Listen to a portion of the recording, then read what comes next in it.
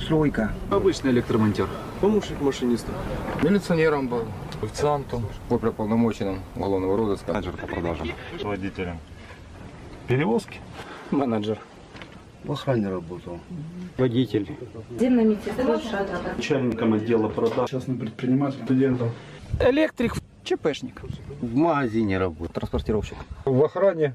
Евроремонт там. Такси. Водитель троллейбуса. Учился на архитектора. Электрогазосварщиком. Шахтер.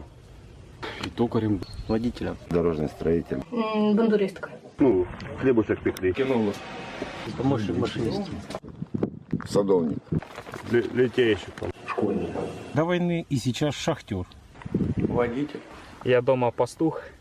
Инженером. Начальник очистных сооружений. Водитель. Инкассатор. Монтер пути. Столеваром. Пенсионер МВД. Работал официантом.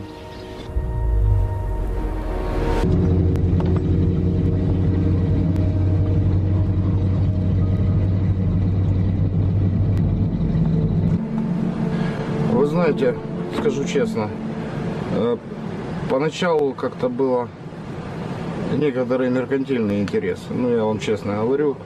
Вот. Потом, когда пришел сюда и попал, то есть увидел то, что и сам поучаствовал в этих событиях, так сказать, образно говоря, будем говорить прямо в войне, которую никто признавать не хочет, мое мнение изменилось, и я действительно защищаю свою родную землю, народ и тому подобное.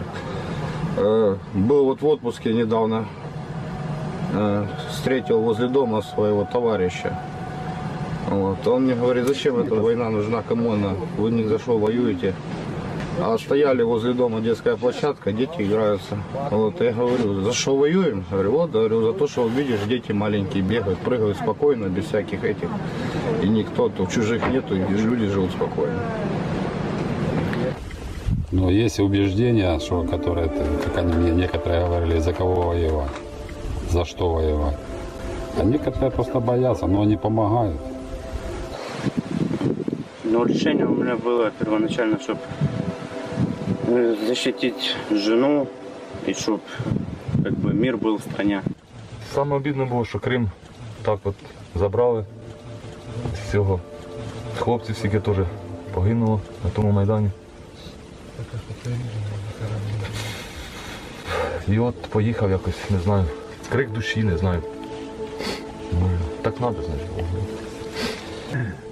Це ще спочатку, ще з Майдану почалося, в мене була операція, що не міг туди поїхати. І по здоров'ю я, то що мене москалі вже достали. Я із Чигиринацьк, столиці Гетьманщини, мої прадіди воювали, Холодноярська республіка. Вони нас весь час нами понукали. І на цей раз вони в спину нам вдарили. Не перший раз вже. І це вже достало, це вже не можна терпіти. Цю наругу, наша земля скрізь наша, Україна від заходу до сходу. Кожен сантиметр це наше, і ми нікому не віддамо. Ну, еще войны не было как таковой на Донбассе. Первое решение было, когда в Крыму появились зеленые человечки, уже было понятно, что это агрессия, и что этим все не закончится. Тогда, когда волна прокатилась по военкоматам, люди пошли добровольно записываться. Вот тогда первый раз пришел военкомат. Сугубо патриотическое. Я люблю свою землю, я на ней родился. Ну, вы знаете, вот когда начались все вот эти вот события в стране, я себе не мог представить просто, когда меня мой сын спросит: папа, а что ты делал в 2014 году? Я скажу ему, что я делал очередную табличку в Excel или презентацию в PowerPoint. То есть я как бы должен был, вот было такое чувство, что я обязан просто быть в гуще событий. В 2014 году всі йшли добровольцями, я після Майдану пішов. Після Майдану в 2014 году пішов на мобілізацію. Ну, во-первых, потому что кто-то должен это делать. Да, в принципе, наверное, поэтому. Началась война, кто-то должен это делать. Ну, стало обидно, то что мне, допустим, ребята которые вот со мной мои друзья еще с самого садика, то есть они, говорю, прячутся. Брат у меня тоже был, ну как он тоже, говорю, первую волну мобилизации служил. А я, говорю, как бы, говорю, позывил в военкомат и пошел в 6-ю уже волну. То есть, ну, просто стало обидно, потому что, говорю, все ребята прячутся, говорю, как бы, говорю, много молодых людей есть, которые не хотят идти служить. Но я для себя решил, жена сказала, говорю, Саша, ты мужик, иди служи. То есть, ну, как бы, это мое было решение. Обидно стало за страну, за... Ну і не хотілося, щоб мої родні, близькі і люди, які мене окружають у мене вдома, не побачили того, що твориться тут зараз в даний момент. Тобто, як воно все починається, як воно йде далі. Тобто, не хотілося, щоб вони бачили, всі остальні люди, щоб побачили, що таке, побачили і знали, що таке війна. А хто, крім нас, ніхто? Так, отак і прийшов. Мобілізація, туди-сюди прийшов. Такие события в стране происходят. Решил, что мне надо в этом поучаствовать. Не должно оно мимо пройти. А не хочу, чтобы малолетки вот тут были на позициях вместо нас, вместо старших людей. Пускай они там девок тискают лучше на гражданке. Воевать? Ну, наверное, потому что я люблю людей, и сколько я вижу, ну, я нормальный профессионал, и сколько я вижу, кто что неправильно делает, сколько раненых, сколько убитых. Но я решила помочь как-то, своей профессией, своими знаниями, поделиться, спасти, принести какую-то, не знаю, радость. Это первое. Ну, а во-вторых, я, наверное, хотела изменить свою жизнь. Изменить жизнь, посмотреть, вот попробовать, как это служить, как это воевать, как это солдатское братство. Вот, наверное, вот эти два самых больших таких, как сказать, решения или в моей жизни. Нет, был просто звонок с военкомата, подойдите 2 марта 2014 года, подойдите на 20 минут, уточните учетные данные. Все. Я противник Советского Союза и русского мира, скажем так. Там нема ничего хорошего. Первый раз в 2015 году мобилизировали. Не стал не скрываться, не косить, пошел. Ну а потом как-то подписал один контракт, второй, третий.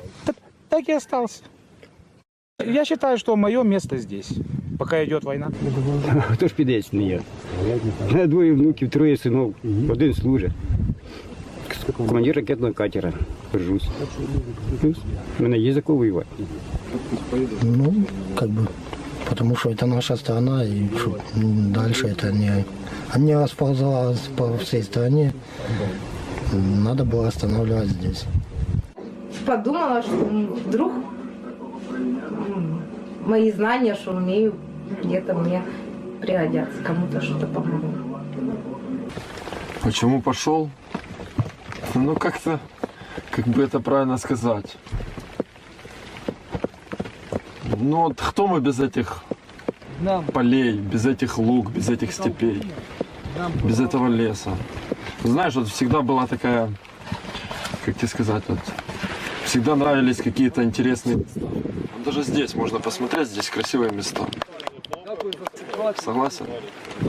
Кругом можно найти какое-то такое вот сколько в Украине таких мест.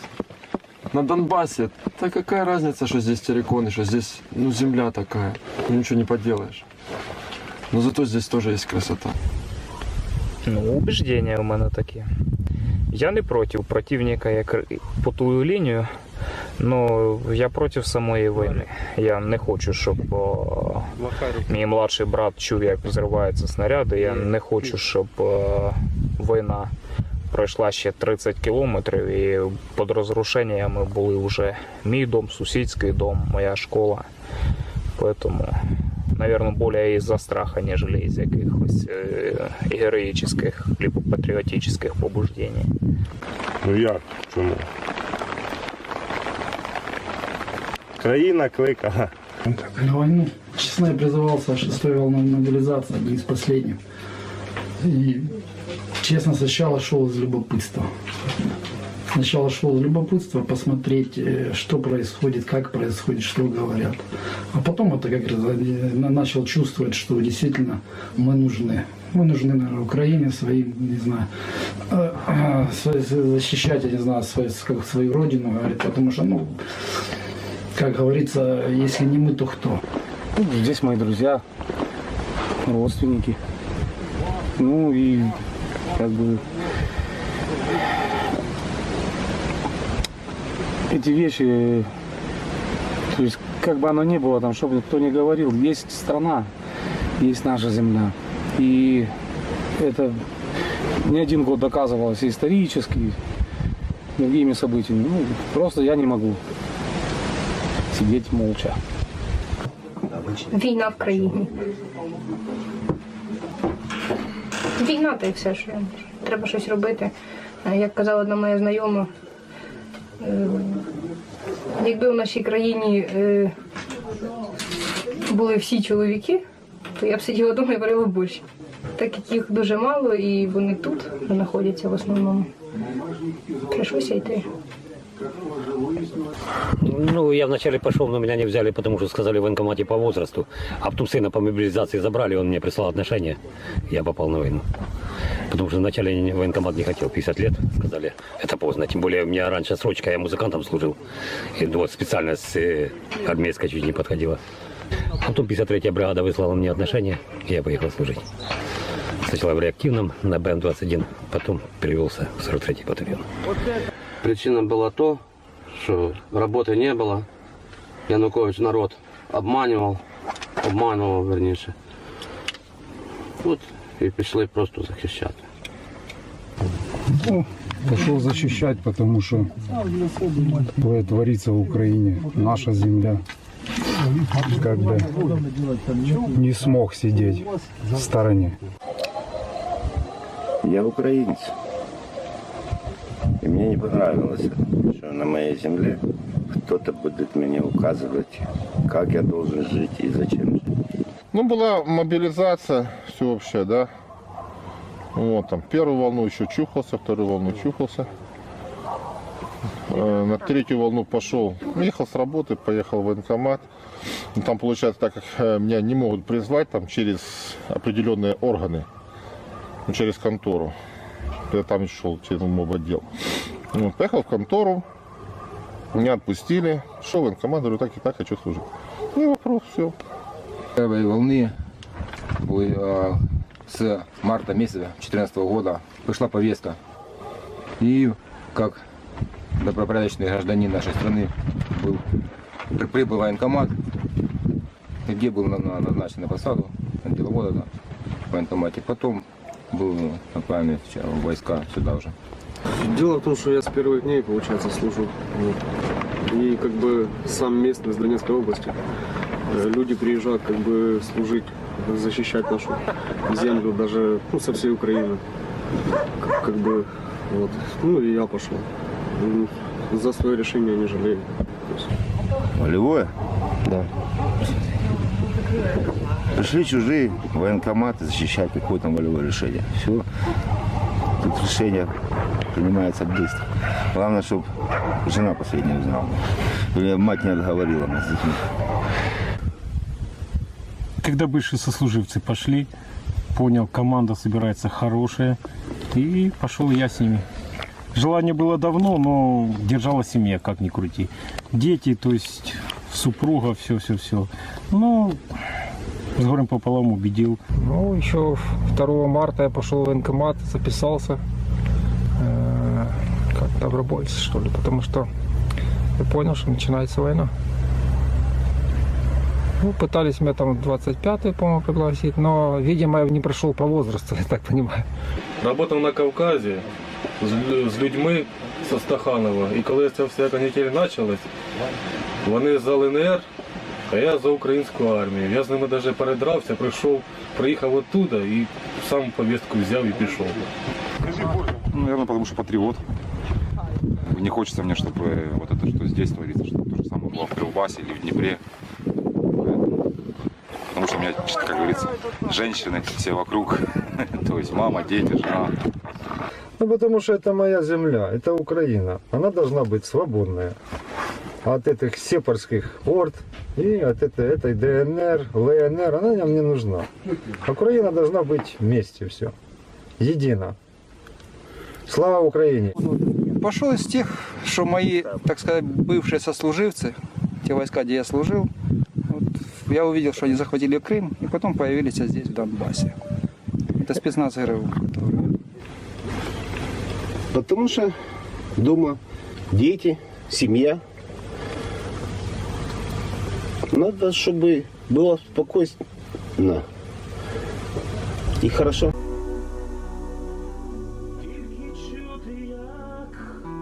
Як матері слова летіли в ніч до козака. Бачиш, сину мій, ще свічка не згаса, до віку буде ще горітиме вона, молодий юнак. Молодий козак, там біля тополі калина росте, мамині очі чекають тебе, сива в розпачі плаче, сина все чекає, та в Бога вже його душа. Мам, я в бою за волю пішов далечінь, за правду і долю нових поколінь, за тих, хто в морі далеко і крилами лелеки повернуться живі. Вік вже промайнув, прийшла нова весна, та спокою в душі не було і ще нема. Батько змучений, сам дарує шлях, по ньому мав іти, і син його, та його вже нема. Молодий юнак, молодий козак, там біля тополі калина росте, мамині очі чекають тебе, сива в розпачі плаче, сина все чекає, та в Бога вже його душа. Мам, я в бою за волю пішов вдалечінь, за правду і долю нових поколінь, за тих, хто в морі далеко і крилами лелеки повернуться живі.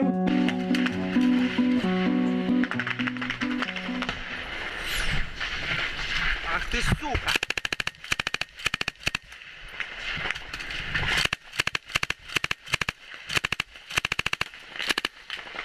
По фронту,